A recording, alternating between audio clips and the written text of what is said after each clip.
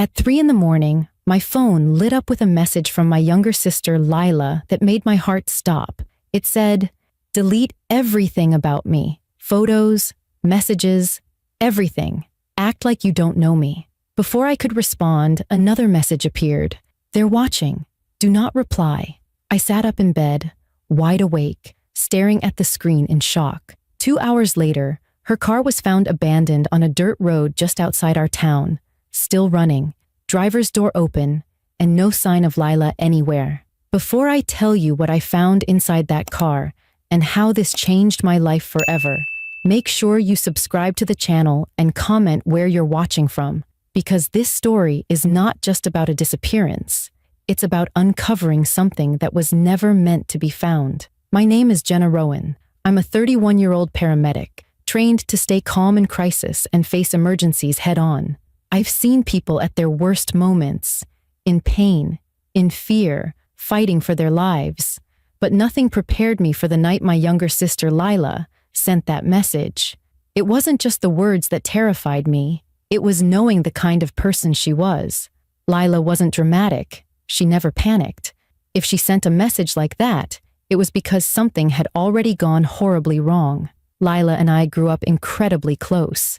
She was the kind of sister who would walk into my room unannounced just to sit with me while I studied. She was funny, artistic, and always full of life. But 3 months ago, everything changed. She got a new job at a private research company that required complete confidentiality.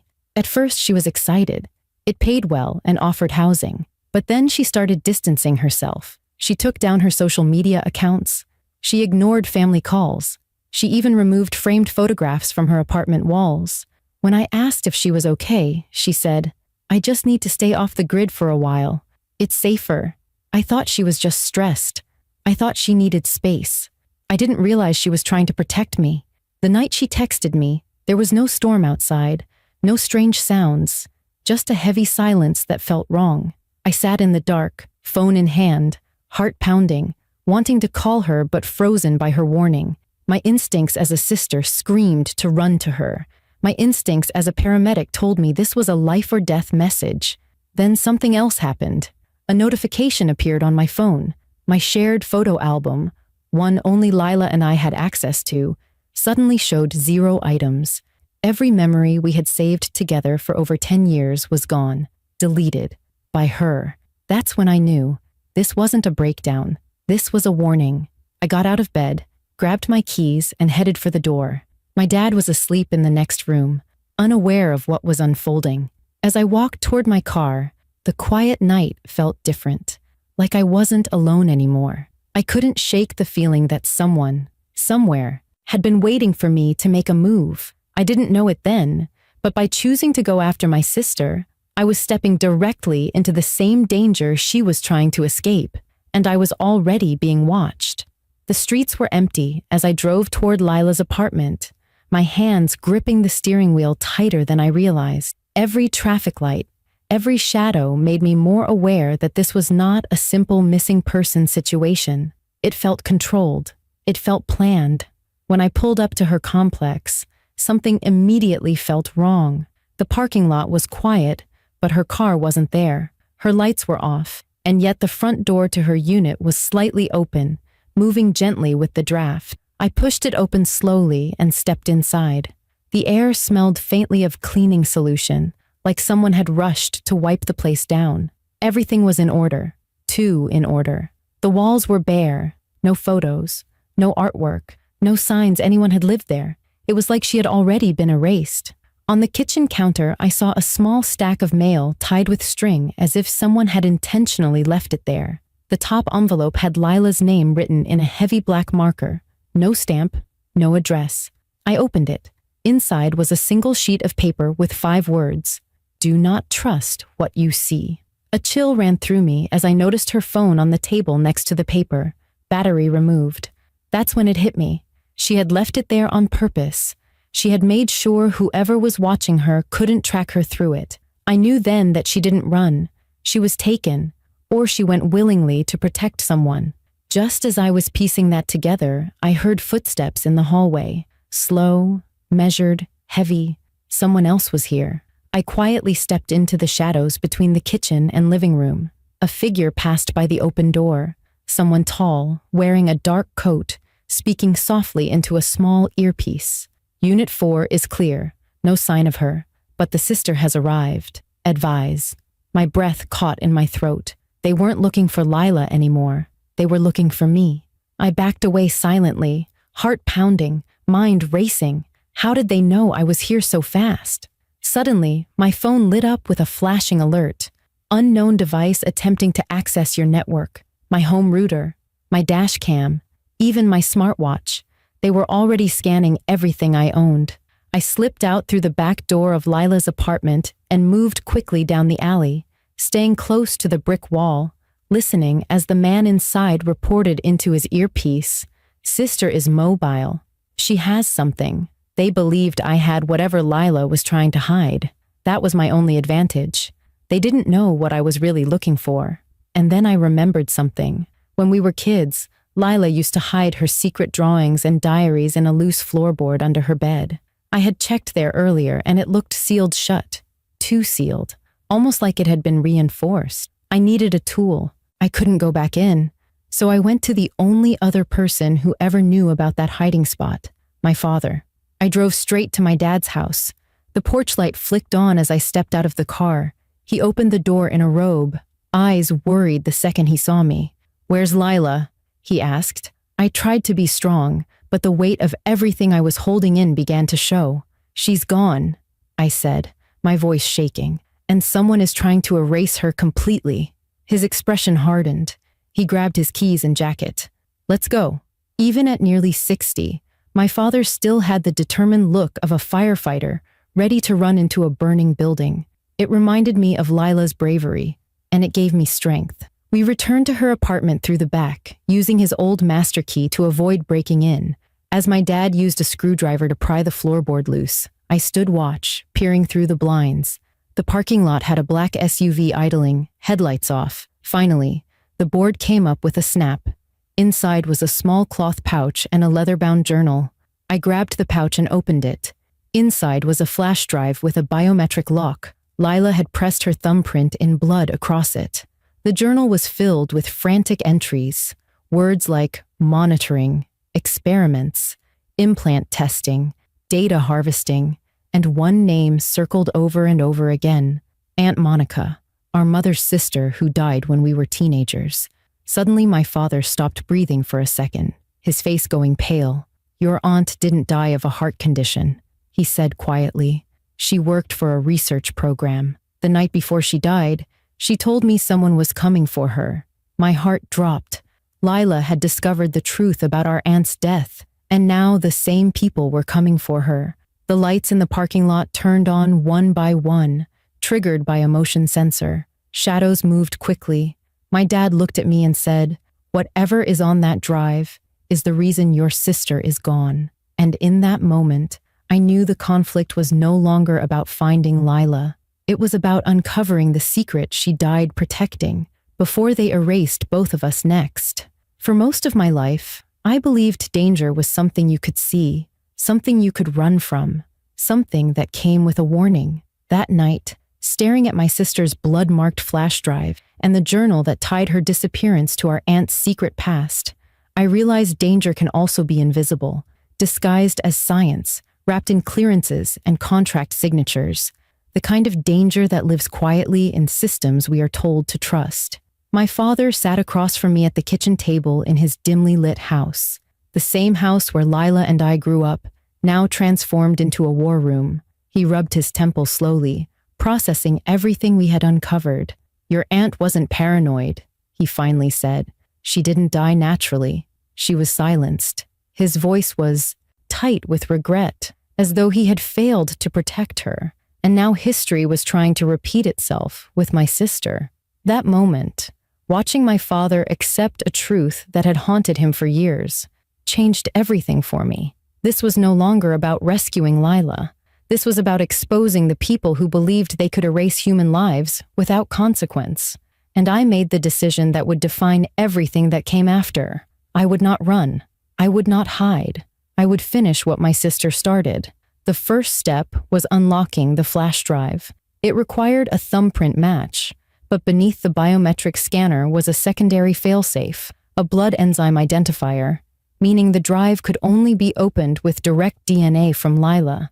I swallowed hard as I realized why she smeared her blood on it. She had anticipated she wouldn't be there when it was found. My dad quietly opened one of his old emergency kits and handed me a sterile swab. "Her hairbrush," he said. "There are strands of hair in the bathroom cabinet. It should be enough." The thought of extracting her DNA from something so personal filled me with a heaviness I can't explain. It felt like holding a piece of her soul. I took the hair sample, placed it onto the scanner, and waited.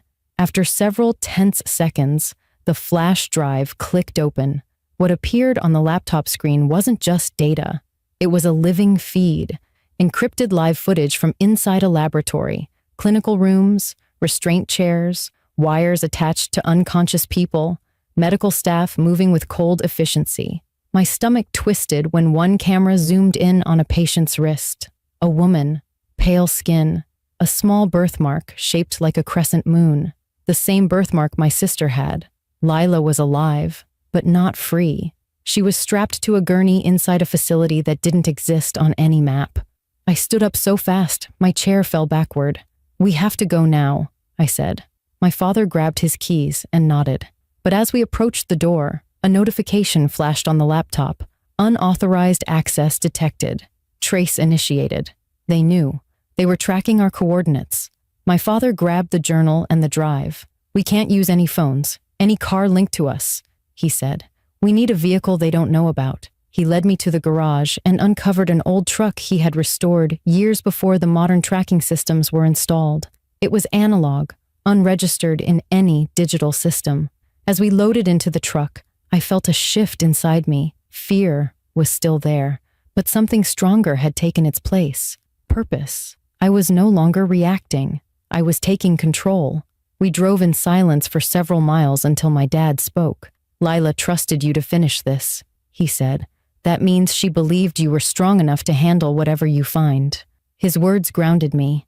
As the trees thinned and the old highway came into view, I saw a distant glow in the sky, industrial lights somewhere deep in the forest. That was our destination, a facility hidden in plain sight, a place where people were held without names, without records, without rights.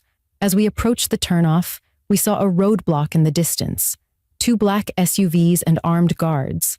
Not police, not military, something else. My father looked at me, then turned off the truck's headlights. "We won't make it through the front," he said. "We go through the woods." The decision was made.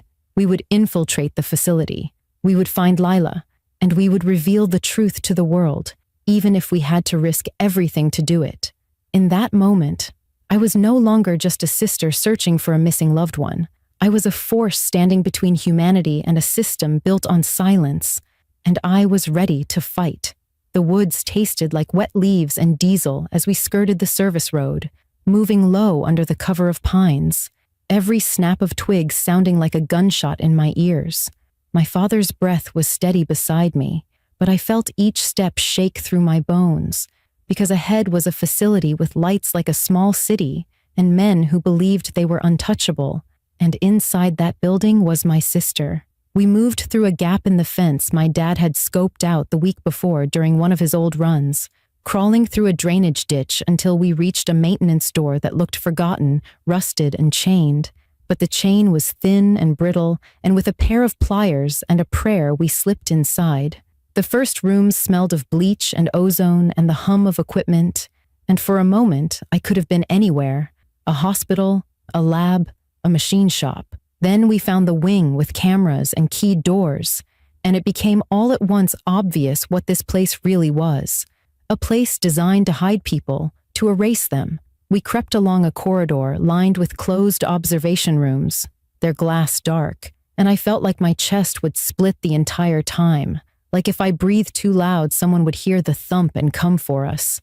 I held the flash drive in my jacket as if it were the only thing keeping my sister tethered to us. And every file name I had seen earlier played in my head. Subject logs, neural readouts, audio captures. When we reached the double doors marked "Emergency Access," My father worked the old key he'd borrowed from a disgruntled former contractor we'd found in Lila's notes. The lock groaned and opened, and the smell hit me harder. Chemicals, and antiseptic, and the metallic tang of fear. Inside, they had rooms like small operating theaters, cables threaded into ceilings, people in reclining chairs with clear covers over their faces like domes. And in the farthest room, a gurney with straps and a woman's profile. I froze on because of the crescent birthmark on her wrist. It was Lila. She was alive but humming with machines, eyes fluttering beneath closed lids, tubes in her arms, and my first instinct was to run to her and tear the restraints off with my bare hands. I moved, and my father grabbed my sleeve. "Wait," he whispered, and then he pointed to the observation window where a bank of monitors showed feeds from every camera in the wing. There was an operator on the desk, but the room was empty for a reason. Someone had covered the sensors. We were not alone. A soft clack to my right told me a guard had just unlocked the inner corridor, and the sound planted a cold certainty that we had only minutes at best. I pushed the alarm panel open and pried out the main terminal cover, the kind you see in robber stories, and I fed in the drive. The interface was angry and complex, but Lila had left us a key phrase in her journal, and the drive accepted it. Files streamed across the screen, video of experiments, voice logs with names and dates, transactions that tied the facility to shell companies, and a board of directors with faces and signatures. I felt my hands go numb as I mirrored everything to a second USB for backup, because if they caught us here and took the first drive, it would be gone. I watched footage that made my stomach drop, people strapped and wired, technicians recording neural spikes like market data, and a man in a dark suit giving orders with the calmness of someone scheduling a meeting. His name flashed on the file header, Dr. Mercer. He looked like a man in power who believed his work put him above consequence. As I copied files, a red light blinked on the terminal. Trace detected. Someone had already tripped the silent alarm. I didn't have time to think. I ripped the straps from Lila, and though she was barely conscious, she squeezed my hand like she knew me, like she remembered the nights we'd whispered secrets under quilts. I carried her toward the service exit while my father covered the rear, and the world broke into motion. Men poured down corridors, boots thudding, radios barking static, and a drone's little white eye came sweeping down the hall like a fishhook seeking a shadow. My father threw a cart into the corridor to slow them, and I ran, door slamming behind me as alarms finally screamed to life, a sound that felt like the building was waking to punish us. We hit the loading dock where old trucks waited, and I shoved Lila into the back of a rusted utility vehicle while my dad fought off two men with the kind of anger that turns fear into strength. I heard a shout in the distance, and the sound of sirens that could have been their backup, or ours. For a heartbeat, I thought it was all over. Then a voice boomed from a loudspeaker outside. "FBI, don't move!" I froze, heart in my throat. Agents in unmarked vests streamed toward the facility, and a man with a badge pushed through the melee shouting orders. For a split second, everything was chaotic and then ordered, the kind of ordered chaos that feels like rescue. Dr. Mercer stood illuminated by an emergency flare, his composure cracking as he was led away in cuffs, and within minutes the data we had sent to a secure whistleblower server began to propagate. Clips, documents, names, leaving no hole big enough to swallow their crimes. Lila's eyes opened when the agents picked us up, and she looked at me with the fragile, fierce thing that was my sister, and mouthed, "You came." I answered by pressing my forehead to hers and saying, "Always." Later, wrapped in a blanket in the back of an ambulance while investigators took statements, I watched the live news feed on a small screen where reporters repeated the words from the files. Experimentation, cover-ups, human subjects. I understood then that the climax wasn't only the moment we escaped. It was the instant the truth left their control and entered every home, every device, until power had turned back on the people it had tried to silence. The sky was turning a pale gold when the ambulance doors closed behind us, and for a long moment I just sat there holding Lila's hand, feeling the warmth returning to her skin, the rise and fall of her breathing, steadying like an instrument, finding its rhythm again. Everything around me, the flashing red and blue lights, the murmuring agents, the urgent voices over radios, felt muted, as if the world had gone quiet enough to let one truth settle in. My sister was alive, and the people who tried to erase her were no longer in control.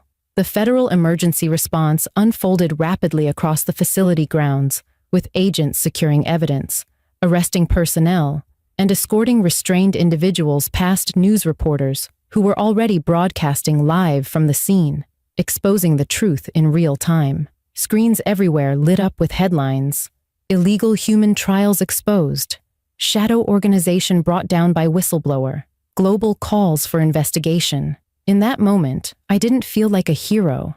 I felt like a sister who had simply refused to let fear decide what love could endure. My father stood outside speaking quietly with federal agents, his face weathered with exhaustion, but softened by relief. When our eyes met, I saw tears he didn't bother hiding. He mouthed the words, "You did it," but I shook my head gently. This wasn't my victory alone.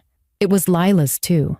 The truth she had uncovered cost her everything, but it also saved lives, exposed monsters in suits and lab coats, and ignited a public outcry that could not be silenced. Over the next several days, the story spread globally. Whistleblowers came forward from other hidden research sites. Families of missing individuals learned the fate of their loved ones. Lawmakers who had denied knowledge were forced to testify. The world was waking up to a truth that had existed in shadows for too long, and the courage of one young woman who chose to run not for her own survival, but to protect others, became the catalyst for change. Lila was placed in a secure hospital under protective custody. She drifted in and out of consciousness, her body healing but her spirit fragile. Each time she woke, she would ask the same quiet question: was it worth it? Each time I would answer, "Yes, you saved people you never even met." One day, as sunlight filled the room, she turned her head to look at me fully for the first time since she'd been taken, tears shining in her tired eyes, and whispered, "Then I would do it again." Life after that night was not simple. Healing wasn't immediate. Our family had to reckon with the truth about our Aunt Monica's death. She had tried to blow the whistle years ago, and the same people who came for Lila had silenced her. My father carried that grief heavily, but also found purpose in helping federal investigators piece together her story so that her name could finally be cleared and honored. A new bill was introduced called the Monica Hale Act, intended to protect whistleblowers from classified industries and establish permanent oversight of private research facilities. Lila testified anonymously from behind protective glass, her voice shaking at first, but growing stronger as she spoke. She said something I will never forget. "Science should save lives, not steal them. Progress without humanity is not progress. It is power, and power without accountability is the beginning of every horror story." Her words echoed across the nation. In the months that followed, Lila and I rebuilt our relationship, not as two sisters living in the illusion of safety, but as two women who had faced the darkest part of human nature and survived. She moved in with me temporarily, and for the first time in months, I heard her laugh while we made breakfast. Sometimes she still woke up at night, shaken from dreams that felt too real, but she no longer woke up alone. We found strength in small moments: morning coffee on the porch, watching soft rain fall, walking barefoot in the grass, feeling grounded and present. Those moments reminded us that the truest form of healing is not forgetting what happened, but choosing to live fully in spite of it. The world would remember the investigations, the trials, the headlines, but I would remember the moment my sister squeezed my hand and whispered, "I thought no one would come." And I would remember the answer in my heart: I came because love is louder than fear. If this story held your heart the way it held mine, make sure you subscribe now and comment where you're watching from. Your engagement keeps these powerful stories alive and helps more people hear the truth.